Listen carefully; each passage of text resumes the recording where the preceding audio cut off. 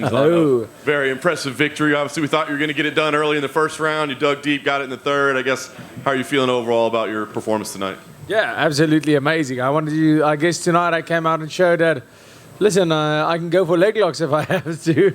Even surprised myself a little with that. But, you know, a big thing was in my last fight, I shot for a few takedowns that didn't land. And even though I don't really care if they landed because it was a stand-up war, I don't like it if anybody thinks that I'm not good anywhere in the sport. I'm good everywhere. And I wanted to come out and prove that tonight. I got the takedowns. I was really surprised when how it played out in that first round. It was like almost, I got the takedown and then all of a sudden I had his arm trapped and I was just landing these massive shots and I was just landing shot. And the next moment the ref was telling him, listen, I'm going to stop this fight. And glad the ref didn't stop the fight. A lot of people said maybe they could have. No, it was fair play. Every time the refs warned him and told him to improve his position, he did do that. But I didn't really completely pull the trigger because I was like, this is the first round and I'm just holding on to him and punching him in the face. So I didn't really pull the trigger. Second round, I hang back a little. I have to say, I didn't feel tired at all. My legs did feel a little bit, I don't know, maybe it was the weight cut. Maybe, I don't know what it was. My legs felt a little bit weird. I felt slow. In the third round, well, halfway through the second round, I felt good again. I started finding my feet again, and everything went better. Third round, I came out and I knew this is the time to finish the fight. I didn't even consider the fact that I was going to go to the decision. I knew I was going to finish that fight, and I knew that if I took Darren down, I could finish the fight at any moment. I know you had a lot of respect for Darren Till as a welterweight. Do you now have respect for him as a middleweight as well? Do you think he proved maybe that he can compete in the division? I think Darren proved that he is an incredible fighter, but I do believe if he wants to make any run at being successful, he needs to fight at welterweight. I honestly felt that tonight, and I'm not being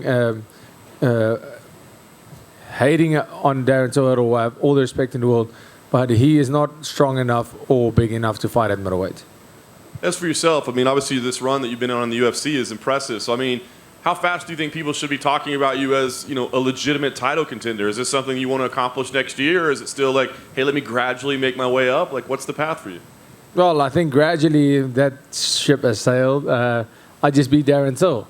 I just made my a proper stamp. I just got a proper stamp on a fight of the night in the top 10 of the division. I said in my last fight that I will be in the top 10 before the end of the year. Here I am. And I'm telling you guys now, I'll be a title contender by the end of 2023.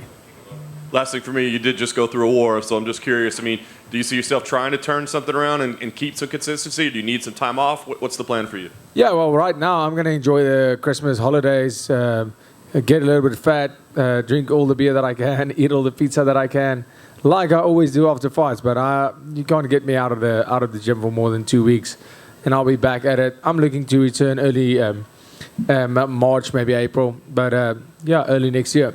Getting 3 or 4 fights in next year to make sure I get that contender spot. Dricus, right here. You had mentioned the weight cut and your legs. Was it a tough weight cut this fight camp? Oh no, not at all. My weight cut actually went brilliantly. Just usually I have somebody that loosens me up after the weight cut because you can get quite stiff from cutting weight. Obviously your muscles, they stiffen up because you're taking all the sodium and all the sweating and everything. And I didn't do it this fight.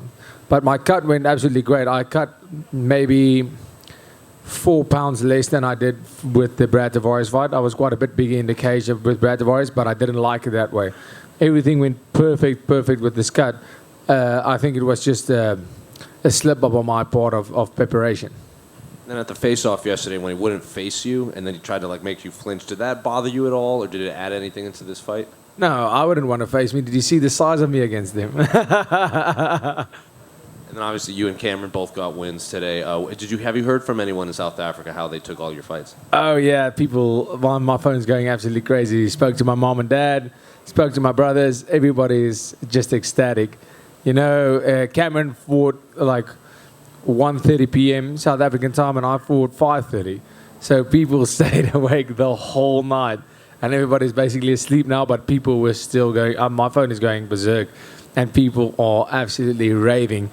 And we said it before. We're both coming home with performance bonus wins, and you know, he got his performance bonus. I got fight of the night. South Africa MMA is alive. Dricus right here.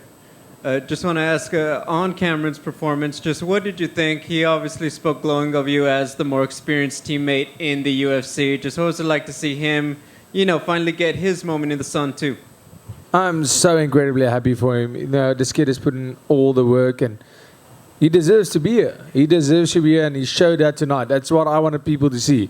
A lot of people said, oh, he's too young, it's too early. I wanted tonight, it was so amazing for me so that I don't have to tell anybody.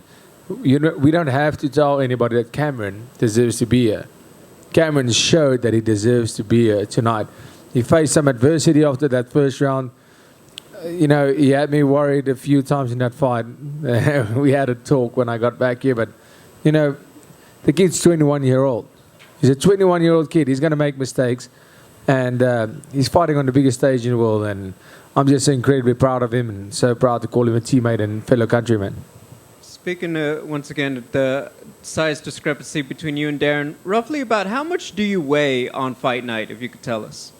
I probably got into the cage at 210 tonight. Yeah, I would say I got into the cage at 210, which is quite normal for me, between 208 and 210 to get in the cage. Thank you. Hey, Dricus. To your right. The other right. Oh, yeah. You mentioned pizza and beer earlier. Will you be having any of that tonight with Cameron? Absolutely.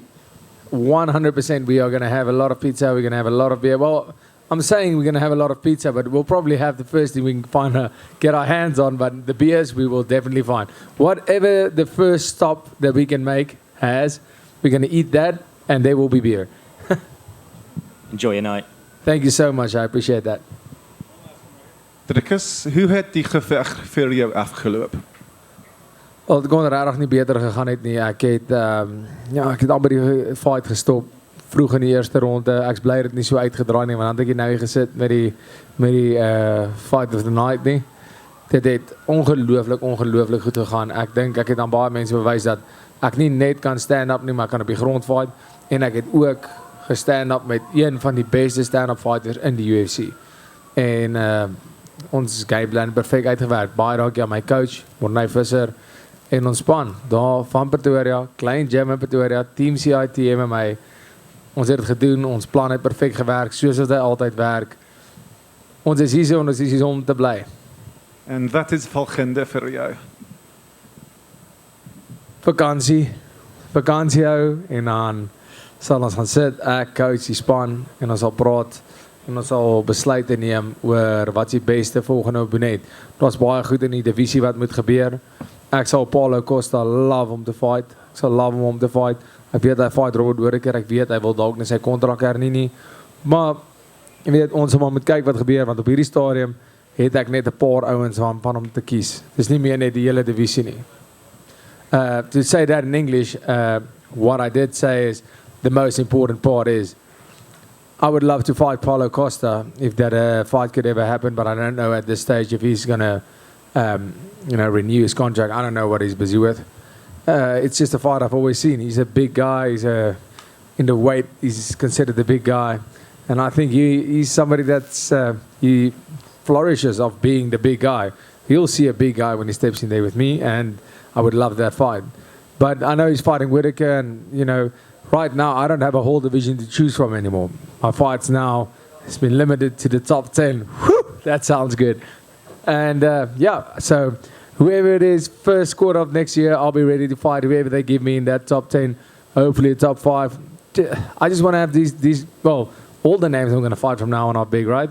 I guess that's how it works now. Baie geluk, my bro. Baie dankie.